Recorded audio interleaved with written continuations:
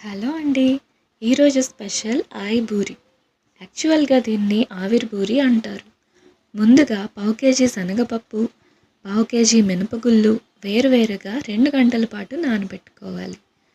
తరువాత శనగపప్పుని కచ్చపచ్చగా వీడియోలో చూపించే విధంగా రుబ్బుకోవాలి. అప్పుడే స్మూత్గా వస్తాయి.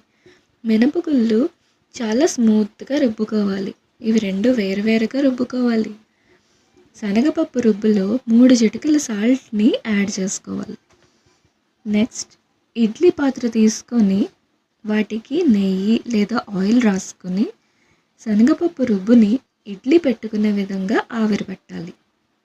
ఈ గ్యాప్లో పావు కేజీ వరి లేదా బియ్యం పిండిని, పావు కేజీ కరాచీ నూక, పావు కేజీలో సగం షుగర్ని, 3 చిటికెల సాల్ట్ని యాడ్ చేసుకుని వీడియోలో చూపించే విధంగా వాటర్ వేస్తూ కలుపుకోవాలి.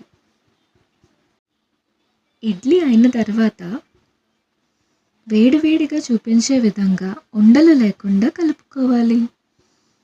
తర్వాత పావు కేజీ షుగర్ని, కొంత ఇలాచీ పౌడర్ని కలిపి బాగా మిక్స్ చేసుకోవాలి. మినపగుళ్ళు రుబ్బుగా చేసుకున్న దానిలో ఇందాక మనం మిక్స్ చేసిన మిశ్రమాన్ని వేసి బాగా కలుపుకోవాలి.